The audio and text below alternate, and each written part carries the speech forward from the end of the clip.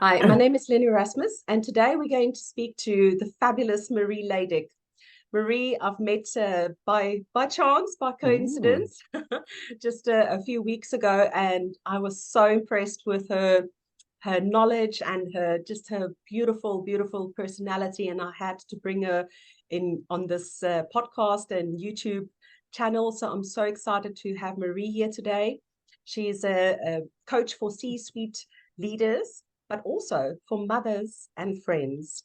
So, and she lives in the beautiful Roslyn. So if you know anything about the Da Vinci Code, she's surrounded by magic. Thank you, Marie, for joining us. So today we're all just talking about belonging. mm, So, mm, I would like to kickstart the first question mhm. and just ask, what does belonging mean to you? Ooh. So good morning, and I'm kind of still kind of basking in those lovely words, and I'm always struck by the fact that it's so easy to offer lovely words to people and rather than horrible words. So thank you for that kindness. Belonging is that sense of connected. I feel connected to you mentioned Roslyn. I chose to live here. I chose to live in the countryside. I find I feel more connected to the world when I'm in nature.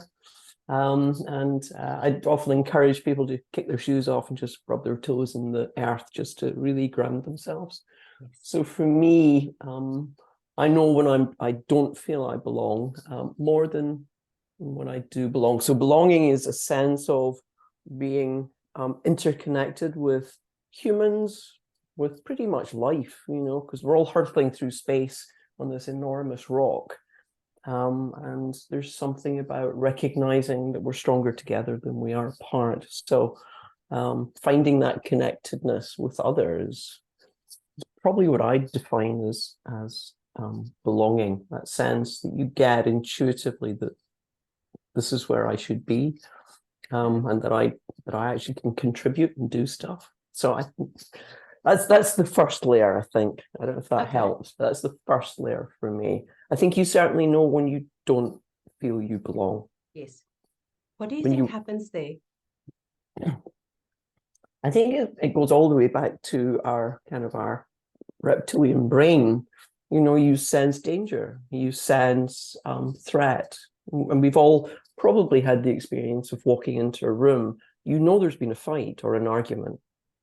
People have been talking about stuff you don't really know about, and you walk in and you can feel it, and that's a real feeling. And then woo, this isn't where I should be.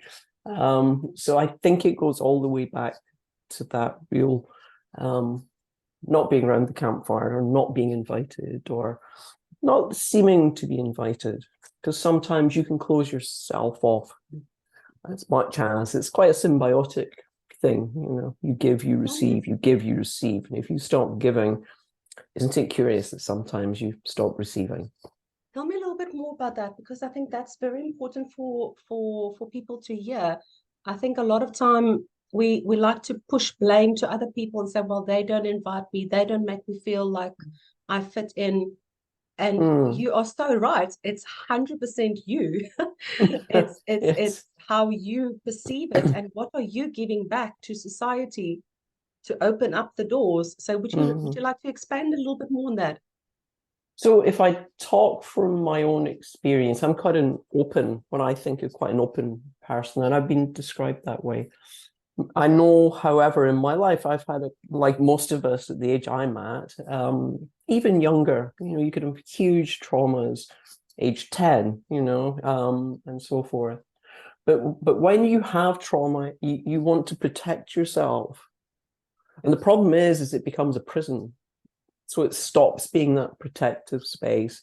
And sometimes you're not even aware of it. I've come out of a couple of relationships, and I can think of how long it has taken me to recover and to notice that I distanced myself from friends. You often, when you speak with people who've been in abusive relationships, that actually one of the things that really doesn't help is that you have shame, you don't want to talk about it because it can't be happening to you, or abuse, for drug abuse or alcohol abuse. Yes. Shame begins to come into it, and you withdraw. And Yes. people may reach out to you, but you kind of push them away because you don't want to confront it. And then when you come out of that eventually, it takes a little while to take down that protective shield that has served you. It serves you well, but actually it can also then, a bit like putting too much salt in the stew, it goes in the other direction. Yes. And that happens in organizational life as well. You can actually not really want to hear what's really going on, so you build that shell. And I know I've done it. I know I've done that coming out of a relationship, and it takes me, and I would say sometimes I know for me it's taken years sometimes to come out of that other side. And I know when I'm out again, because suddenly the world opens up to me because I'm open. Isn't that weird? So when I'm more open, I love that. It's such a beautiful revelation that you shared there, because I found shame as one of the most negative emotions that we experience. And it's not, I was quite shocked when I came to the UK in 2020. I wrote my book, Break Those Damn Rules. And during that process, I obviously, dealt with my childhood trauma and addiction, etc. It was a lot of shame that I had to get rid of, because now I'm writing it in a book. I'm letting everyone know about my things that I'm ashamed of. And I had to really dig deep to disassociate myself from that occurrence, because I took it on as my own. It's my own.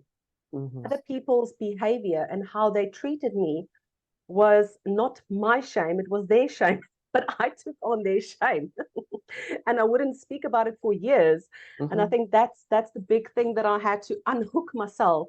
And just in that first year, I probably counted, if not 2, up to 3 or 4 times a day that I was shamed. And I was so surprised that I didn't realize it before. And it's small little things. By the simple example was, I posted on, there was a Facebook group for businesses in the UK, and I joined, and someone asked about creating their own website. And it's a do-it-yourself type of thing. I just created one with Wix, and it's far from perfect, but it was quite fun. It was nice to explore and try it. And the amount of backlash I got, people trying to shame me for putting it out there. And I was like, hold on, I know what you're doing. So I would have been upset about it and go and cry in a little corner and feel ashamed because I dared to try and create a website for myself. But because I was aware of the shame that happens on a daily basis, I called them out. And they couldn't understand what was going on. Why is this woman not backing off? Why is she saying, well, this is great, you asked a question, and that is, it's standing up to your own power and your own truth. But it's a daily practice, because you've got all these habits that you created for decades. I was 40 years old by that time, so it was a pattern of taking on shame and just go and run in my little corner. So I would like, do you have a little bit more, would you like to expand a little bit more on this emotion shame? I think it's that you there's a few, there's a few emotions around, and shame is one that is used to keep you in your place. Yes. You mentioned power, is to take your power away from you. So that place of being able to step in, it's almost like, and I suspect you may have felt that, it's a bit like crossing a threshold. It's an invisible threshold. You have to step forward and into your own power, and that can feel, you can understand why people don't. Yes. Yeah. It's scary. Yeah. But exhilarating. Yeah, but for some it's too scary. Sure. And the reason it can be scary is because there's no one around them actually standing by them. If you don't have that support of folks, because your friends can also, your family can also shame you. yes. They can also be the ones who, there's a wonderful thing years ago, it was called the nibble theory. And it can sound as if someone is really being, you look great today. Your hair could have been nicer.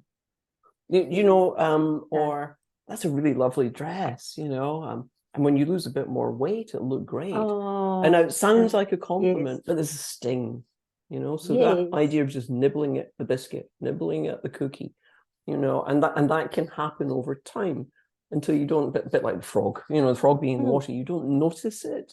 Yes. So with shame, it can keep you in your place, it can take your power away. And actually that idea of who am I? Yes. Who am I to want this? Who am I to think I can do this? Because I've got all of this history. I've got, rather than seeing all of your history and your experience, it's absolutely so valuable. Yes. Do you know, it really, it's taken years for you to become you. And actually, how do you change the narrative to recognize that it can be so powerful for others, because we're storytellers, you know. I was actually reflecting on this the other day, that we spend a lot of time in school asking kids to write stories, to read stories, to be told stories. But you know, one of the things we don't do a lot of is get them around to talk about their story. And yet that's what we do. You know, we're doing it now. And some people are good storytellers. We go, oh, there, because the way our brains are, we're always compare, contrast, compare, contrast. Is he taller than me, shorter than me? Well, he's just that height. Do you know? We're so busy going, am I fatter? Am I thinner? Am I smarter? Am I dumber? Am I this? Am I that? Do you know, that binary thinking? Yes. And I wonder with youngsters in schools, because I remember philosophy for kids was doing the rounds. I don't know if it still is. But there's something missing about asking kids to tell stories, because and it's not that we're good, bad, or indifferent at them, but there is something about, what do you leave in? What do you know? but we do that thing. So that's just something that I've wondered of.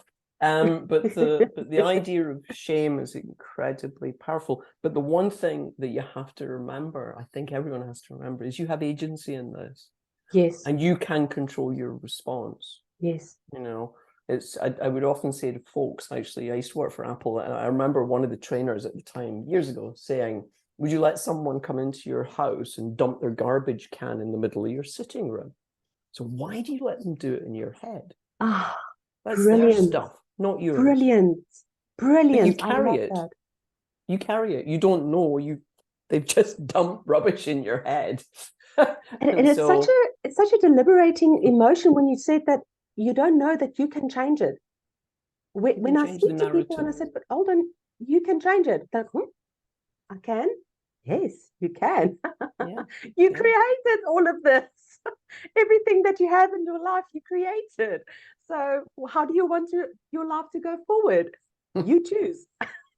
David Bohm, who actually I respect a lot and actually influenced a lot of my work, was a quantum physicist. There's a bunch of stuff out that people can look at about him, and one of the things he would say is, what's out there is also in me.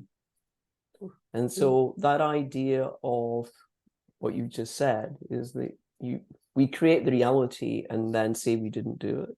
Yes. And if you are attentive to who you are, you will become aware that you are creating sometimes. And it's not that others don't contribute. Don't for a moment suggest otherwise, because environmental conditioning is so critical. But actual fact, you often, if I'm not in a great place, my cooking's pants. You know, my plants aren't doing so well. You notice there are things that will begin to, and so it's about becoming aware of the things that make you more of, and the things, you know, you've got that friend who actually always wants to tell you all the troubles of the world.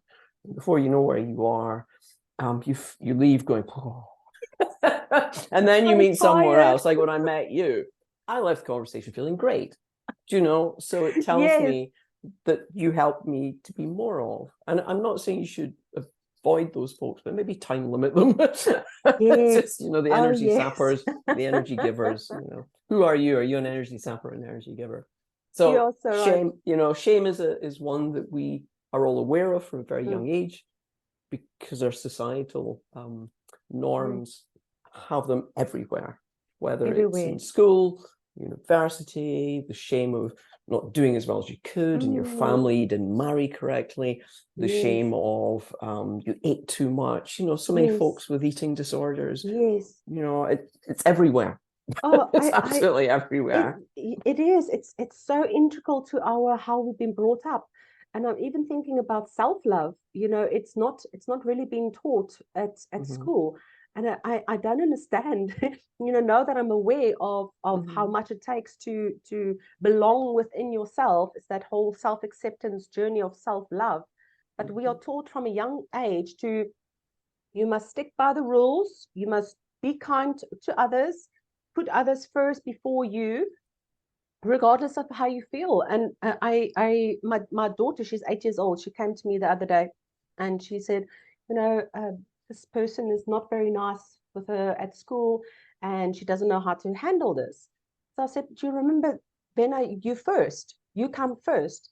Said, yeah, but even the school, it says, put others first before thyself. And I was like, yes, what they're trying to say is to be kind to other people, treat others the way you want to be treated, but not that indoctrination of others must come first. You must make sure that other people feel better before you can feel better.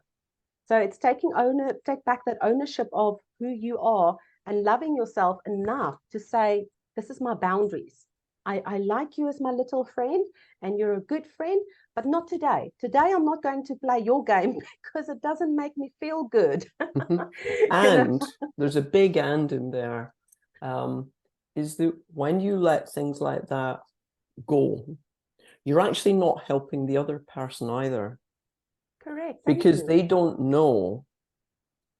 Maybe they do at some level, but often you'll see adults. I was working with someone yesterday, and their youngster is not so young, the youngster's a little bit older now, and working. But the tricky is that everything is about supporting this individual, but there's nothing in it for the parents. So unconditional love is an interesting, it's absolutely there, and you will know when it's conditional. You'll know because you'll add a condition to it. If I give this to you, you should like it. Oh, there's a condition. There we go. If I give this to you, it's yours. Yeah. That's exactly also with the behaviors. We teach our children that if you behave, then you will get that sweetie or you will get that present or whatever, but you must behave.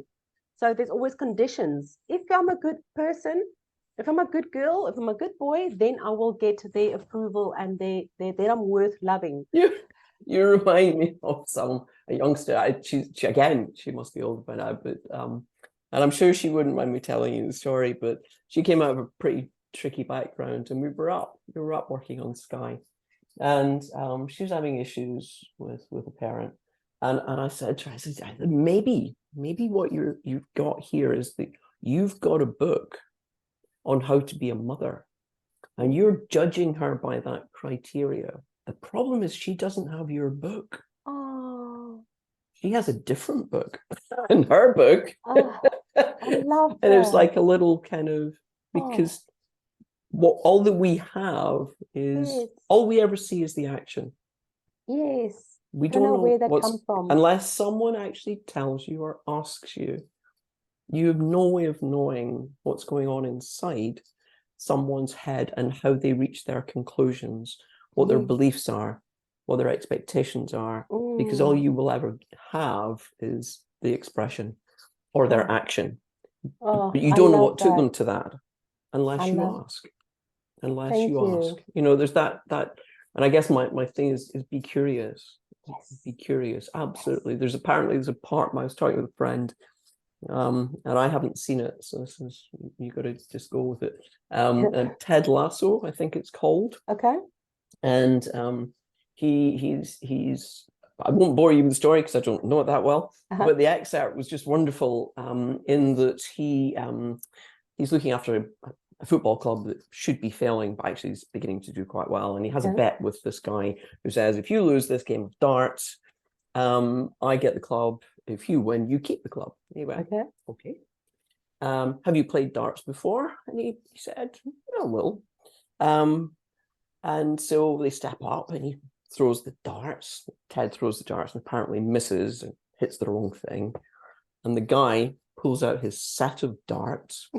His beautiful dart, steps up and starts throwing between 20, 60, 60.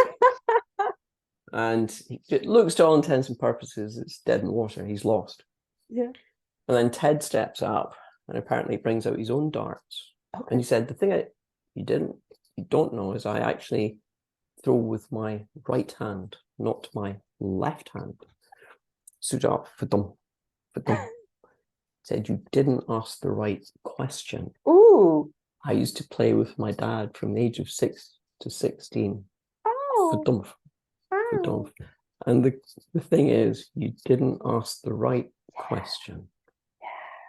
So how quickly do you do that? How quickly do you jump to a conclusion or an assumption about the way someone looks, the way someone speaks, this is what they're doing? You don't bother to find out. Yeah, that's a podcast for another day. Yeah. Yes, so there's a wonderful check-in that that actually I would use with folks, and that would be how are you? And most people, because it's like a greeting, isn't it? So, how are you? I'm fine. And then the follow-up is, how are you really? And that tells you I've got permission to now speak and tell you what's really going on for me. And I can take you to a very different place. So for folks who might listen who facilitate meetings, try it out. Because you'll get a very different response. Be prepared. Never ask a question. Yes. Never ask a question unless you're really interested. Don't be an advocate or a barrister who only ever asks questions they know the answer to. Always ask questions because you'll know what a question is. You don't know the answer. And you actually want to hear. That's such, give that curious. Permission. You're so beautiful. That's beautiful. Thank you.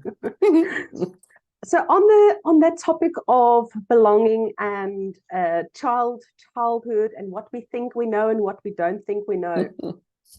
Belonging is all about identity. What do we identify as? Where do we think we fit in? What is our values? What is our norms? How have we been brought up? Our customs, etc.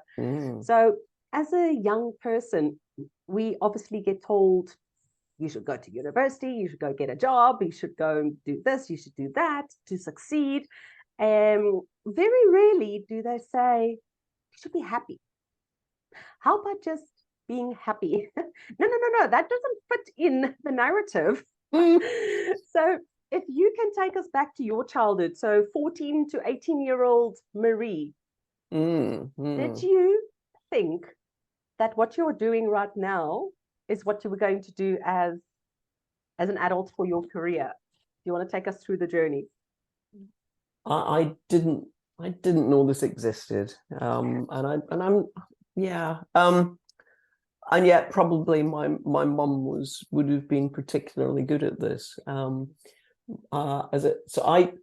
did grow up with parents. My father was a very strong figure in my life, and he was very much of just do it.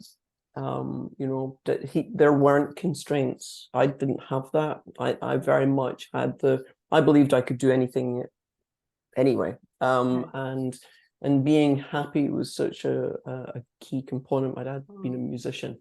So there was a great deal of freedom in and around who I am. And I'll be honest, I've translated it, I've passed it on to my daughter, because I actually think the things in here about doing things you love to do, be happy, and actually be able to talk to people, be able to communicate with anyone, whether doesn't matter what job they do in life, that's not who they are. We always, that horrible thing, I was talking to someone about the other day, when someone says, and what do you do? So, and I really don't care what you do, because it'll show up, have a chat with a taxi driver, you'll discover some of the most incredible stories of where they've been and what they've done. Chat with a cleaner, everybody's done something far more interesting. So the 14-year-old Marie actually was getting into I'm just laughing about this because the story about the Bay City Rollers, they're a Scottish band who there's some horrible stories about them, not about them, but the manager at the time.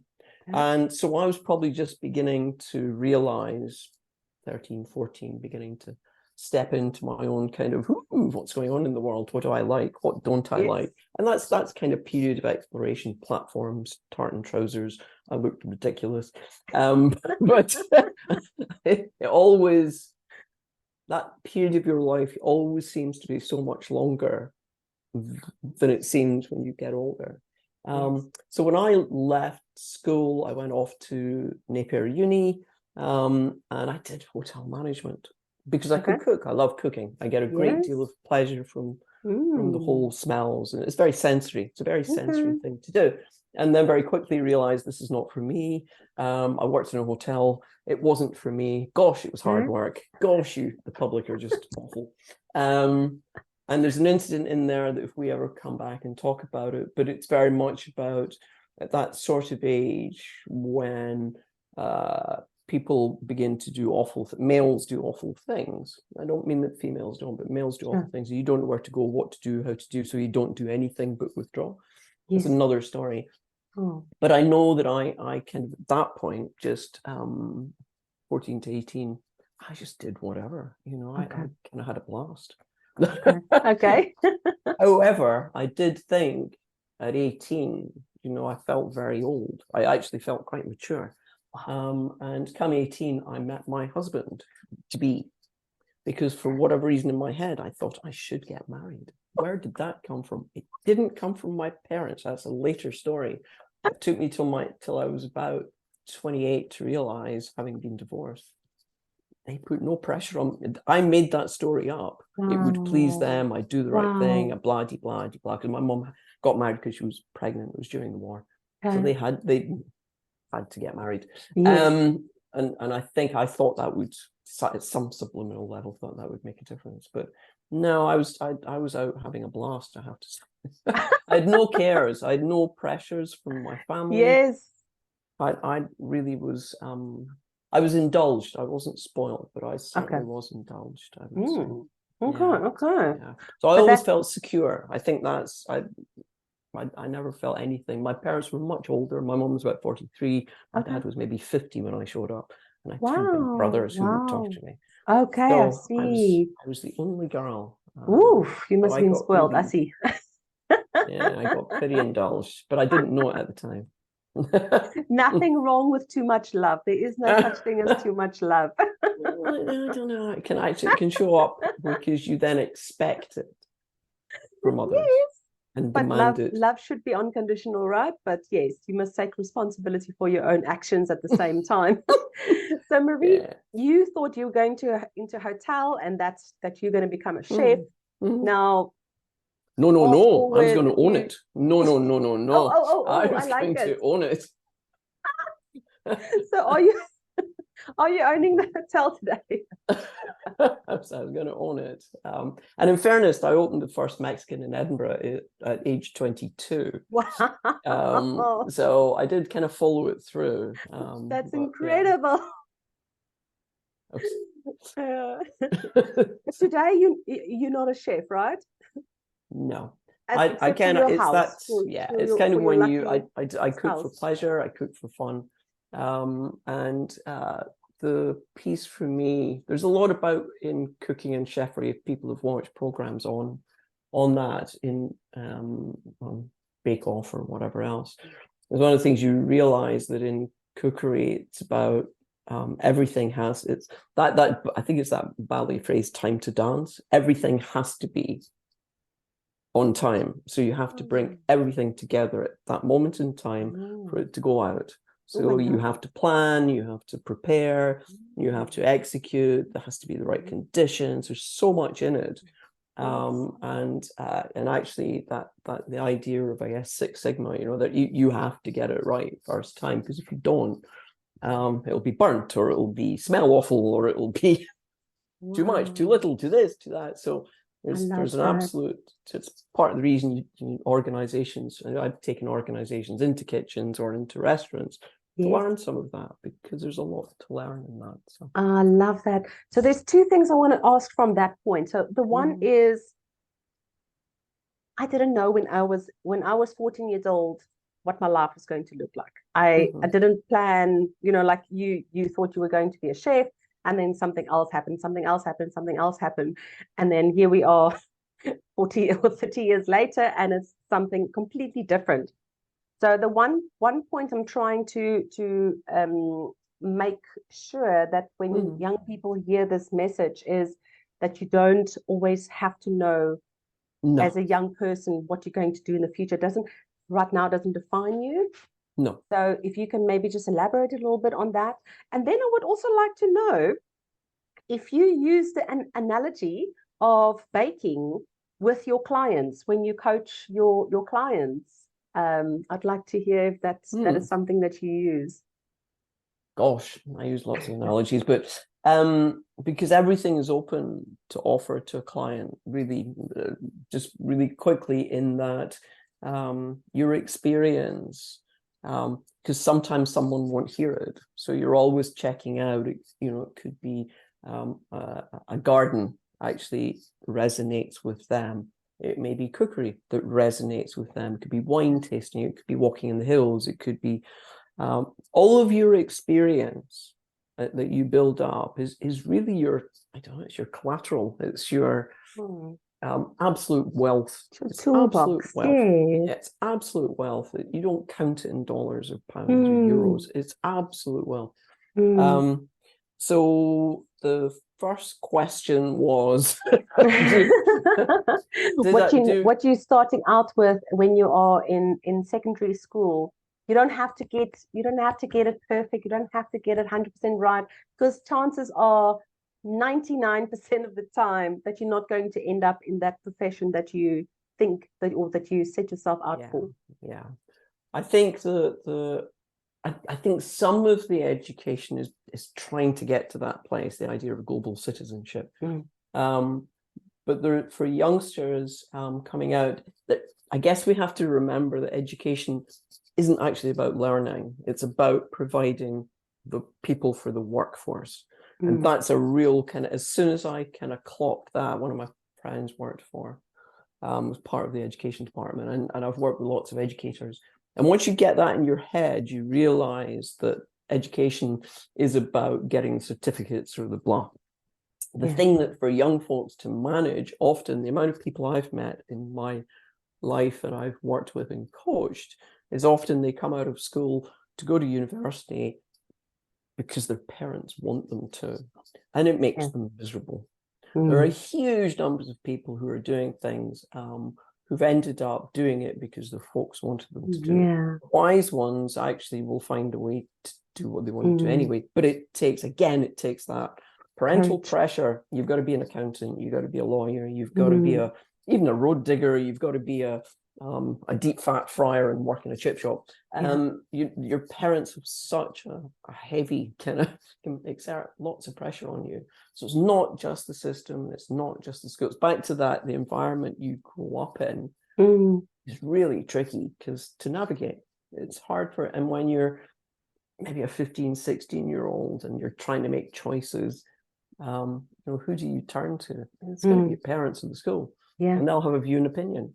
But if you can hold in yourself that idea of always be open, always be curious, even if you go to uni or even if you become an apprentice, it's no more than a starting point. It's like your Willy Wonka chocolate factory. You get the ticket, and where you are is not where you'll end up. Invariably, if you choose to change. Do you know, I've met people they've woken up at 55 and gone, where did life go? You know, I'm an accountant, it made me miserable, you know. Or we had a friend, my dad's friend, who actually he owned a fish and chip shop. He hated it with a passion. He'd always wanted to be a joiner, but parental pressure said, you take over the family business, and that's what you do.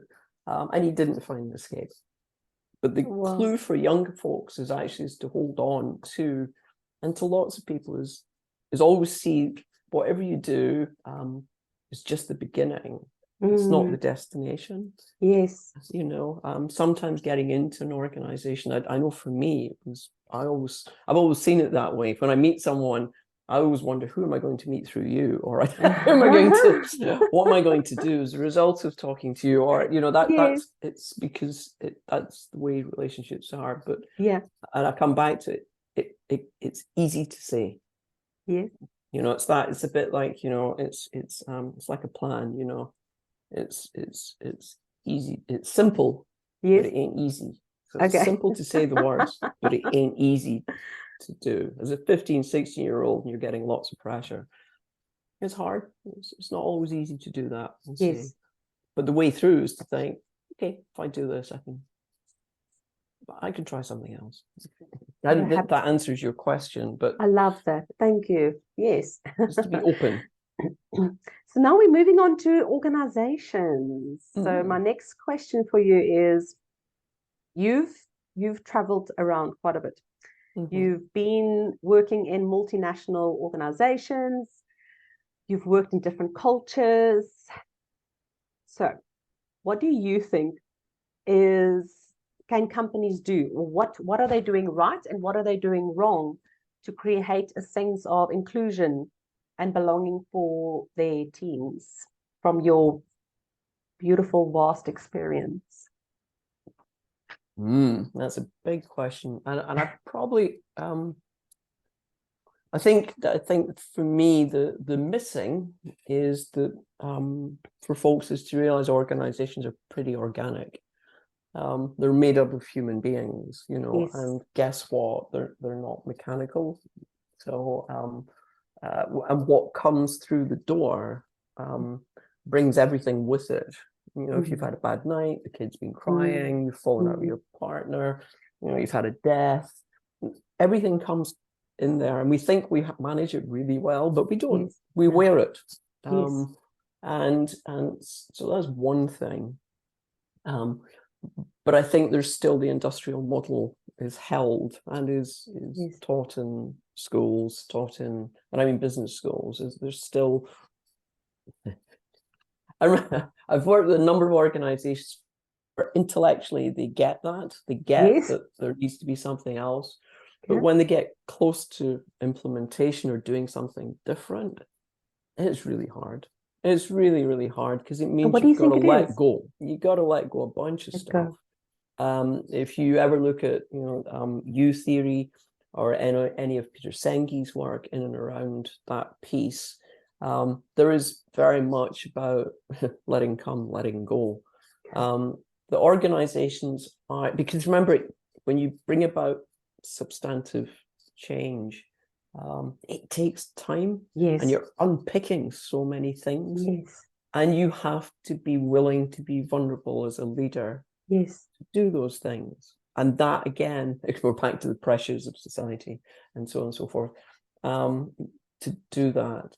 The ones who do, I believe, I believe they can reap some rewards. Okay. But it's a never, it's like parenting. I'll put it that way. In that when you have a youngster, you will always have that youngster, unless something awful happens, but then you'll always have that memory of that youngster. So it's something that is work in progress. Yes. It's never done. And I think there's something about recognizing that that's quite important. And then there's that idea of technical and adaptive. You know, you can have an adaptive process, which actually is what organizations are. Okay. But we often treat them as technical things. So we want to, you know, that idea of you want to build a house. So you get an architect, he designs it, you get materials in, then you get the tradesmen in, and then you get a house that might look very similar to what you started with. In organizational life, you'll have an initiative, like, let's do this today. Then you get a group of people in to go into a room, design it, they bring it out, they begin to roll it out. And guess what? People don't like it. Some people pick it up, some people don't pick it up. And then you begin to get even more resistance. And before you know where you are, you're either on to the next initiative, or which initiative overload, or you have to start forcing it through.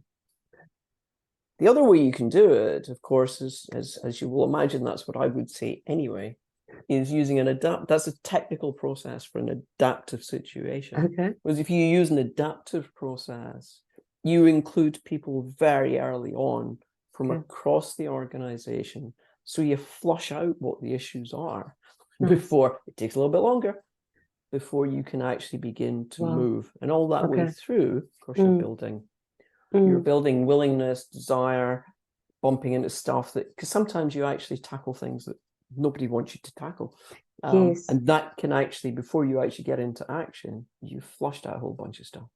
And that actually can take you to a much better place. Okay, I've used that let's with talk others that. in a few places. So Explain a little bit more about that, because I think that's the part that most organizations don't get. They don't understand that part, and it's scary. I'm not going to lie. It's scary for most people to look at that, unpicking all the wrong parts, and perhaps they're fearful that if they go too much into it, they're going to break it. But they don't realize that it needs to be broken so that they can put it back together the way they need to. So do you want to go into a little bit more detail in that? So I'm not sure that you need to break it, because with business, if you've ever seen, is it EDS? Is that you're building airplanes in the sky? If you've ever seen that clip, it's a little bit like that, because business has got to carry on. Most businesses can't shut their doors, go into a corner, redesign it, and come back out. Yes. So they have to carry on doing business. Yes. But getting an organization into conversation with itself takes, you have to be prepared to hear some of the stuff you don't want to hear. You want to hear, you've got to be able to hear the stuff that, guess what, the customer loves your product, but you know what they don't like is that it turns up late, that it costs too much money, and that's why we've gone somewhere else. So that doesn't, remember I spoke about the whole thing about the protective and then the prison. I worked with an organization absolutely at the top of its game in terms of, in the chems industry, top of its game, large multinational, top of its game in terms of its product. And they thought they were brilliant. They absolutely thought they were brilliant, highly intelligent human beings, lots of PhDs and all the rest of it. The problem was their business was declining. And then the leader actually that I worked with, she made the very brave decision to say, we've got to do something different. And what they did was they started asking each other, what do we value? What are our values? What's important to us? Getting people into conversation about it, really into conversation. I led a number of the workshops. They then actually shared the values. So it wasn't you and I deciding what the values of the organization were. The people decided. So they weren't just stuck on the wall. We all know what values stuck on the wall are, but we don't live them, because guess what? We all live them in different ways. What family means to you, family means two different things. And unless we have a conversation about it, we can't agree what family really means. So I'll judge you.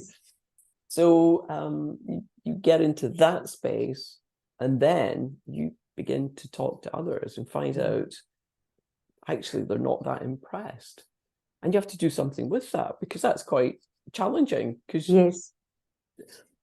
And then you can begin to rebuild. But that takes time. The difference, the substantial difference, is that once you've done all of that, guess what? It flows so much faster. The change occurs, and all the way through, you found out, actually, what do we really need to address? As opposed to a little group of people sitting in a corner, deciding what they think is going wrong. Guess what? The folks work there. They know. I like that, because they were part of the decision making, right? So you don't have to sell it to them. As soon as I hear someone saying, "Oh, I've got to sell it to them," you're in the wrong zone, mate. You're absolutely in the wrong zone. So how important is it for the company to have that company culture known? So obviously they had to have this kind of conversations with their teams. They have a shared vision. They understand the values. The values is set by the organization, by the team, by the real people, to say this is the company culture that we work for. So how important do you think it is for a company to understand their company culture if they want to attract the right talent? So I think culture grows up I think culture emerges. This is me thinking off the top of my head, because I'm thinking that I think in different cultures, different organizational cultures, you can tell quite a lot quite quickly. Sure. Similarly in schools, you can tell Yes. what the culture is in school very, very quickly, probably within 10 to 30 minutes, what the culture in the school is, Okay. just by how you are greeted and Yes. how the kids speak to each other very, very quickly. Yeah. And that will be determined very much by who is in charge or who holds the power. And it's not always positional power, but you know it's there. So there's that idea of just that awareness, just being aware to it and asking some questions. And often in organizational culture, we place such a lot of effort into what an organizational culture is, but it's based on our own experiences. Yes. And I think often, if you don't feel it's right, don't stay, leave, because I guarantee you'll find somewhere else that works for you. Where you will how belong. people, attract and retain, they'll attract the sorts. I mean, it was back to what we were talking about earlier. You attract what you put out. Yes. But there's nothing worse than you get told that you're all happy and singing. We've all got bean bags and it's all happy clappy here. And you get in and you discover it is. But underneath, get your timesheet in order. Make sure you're on time. You don't get paternity leave unless you do this. Yes. It's hard to know until you're in, I think, sometimes. Okay. So due diligence. But if you smell a rat, go find somewhere else. There will always be something else. There will always be. The universe always lets you have something else. I hope that answers your question, but we place a lot on crafting cultures, but the culture is actually crafted by the people. And sometimes there'll be tension. I like that. Marie, this was incredible. I can't get enough, and I'm definitely going to book you again, because there's so many different conversations that I haven't even touched on today that I would like to hear more about. So I would like you to, if there's anything else that you would like to share with us on that you think we missed, on what is the absolute necessary thing that you need to do for yourself to belong, to adapt to your environment, to the change that you are going through. Symbol works with a lot of third culture individuals who come from a different culture, different country, and now find themselves in a strange environment, and then how to find themselves and adapt and become themselves. How do you stay true to yourself while you adapt to your environment and fit in and belong? So if there's anything last, your questions are so big. There's so wisdom. There's so many questions in there. So I guess there's probably 3 or 4 things. One would always be curious. Always be curious. Be open, and be open to possibilities. Yes is always a great thing to say, and try things out. The other one is the idea of, we all know what a pathway is. The pathways, you've got the walkways, you've got the tarmac, everything else. If you ever notice, if you wander about in a park or anywhere, you will spot, even if you go to your local supermarket, you'll see a bit where people have actually just walked over. There's a concrete path here, and a bunch of people have decided, actually, let's just walk between the shrubbery. And there's that bit that's kind of there. Yeah. So that's, in architectural terms, is called a desire pathway. Ooh, and that is your own pathway. It's not one that somebody's laid down for you. Someone else has dictated that's the quickest way. If you ever go into greenery, you go to the countryside, you'll find animals have desire pathways. You will see them. We do it ourselves. We'll go walking, and you'll see the path that's been laid out for us, and then there's the other one. Yes. Now, it's not that there isn't some danger in going off in a desire pathway, but there's something about in life is recognizing that the path that's laid out for you isn't necessarily the one you have to take. You can actually create your own desire pathway and find your own path.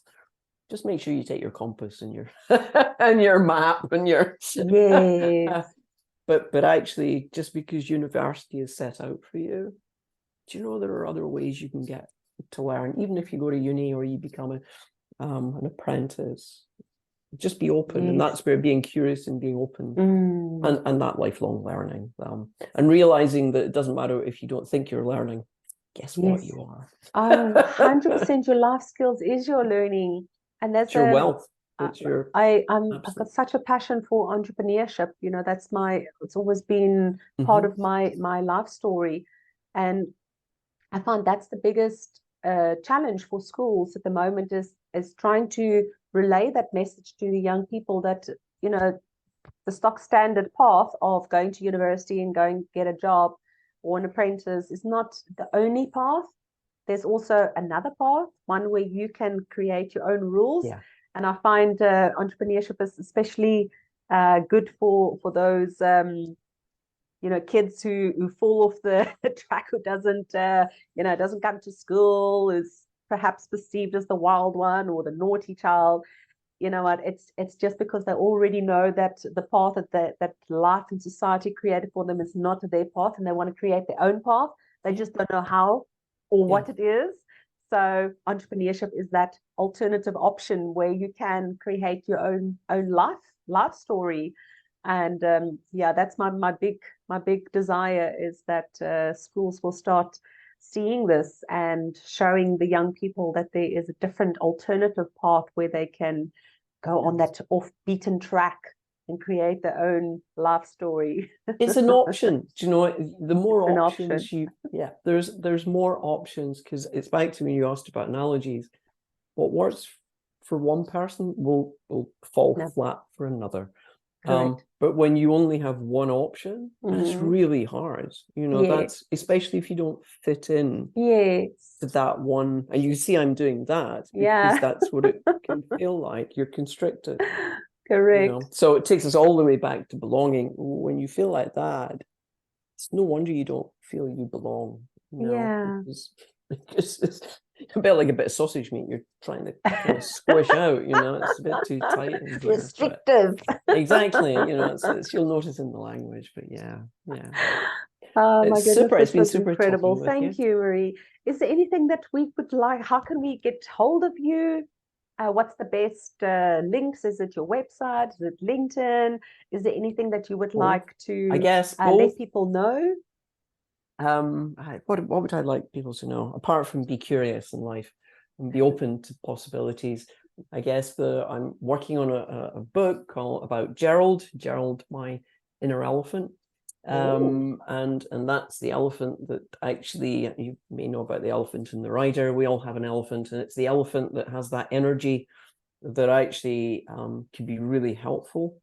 But actually it can take you to other places. It can take you to addictive places. It can take you to dancing on the tables, taking that extra drink you shouldn't take, because guess what? It's fun. Meanwhile, your intellect is going, no.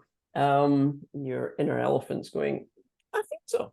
And your inner elephant often works. And we all have an inner elephant.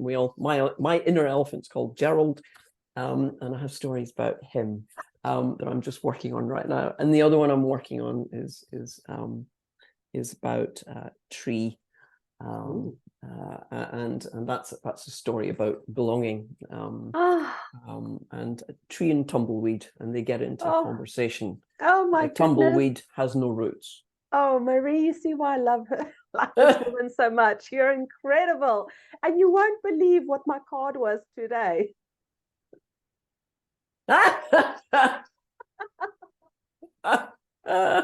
Yeah. And you know, when you reach for that extra chalky bar, that's your elephant going, oh, yum. That's exactly. Give it a name. I'm Make friends with your elephant. Less, chocolates. Yeah. And chippies. Make friends with. I have a car sitting outside. I'd gone. These are the instances. I digress, and I know we're closing, but I have a car sitting out. So I was in Bali, and I was telling this story to folks, and it was I have a Mini. It's a Mini Cooper S. It's a little grey guy. He's a little grey guy. He's called Growler. And he's a cabriolet. He's got a roof that comes down. Okay. I'd gone to buy a different car.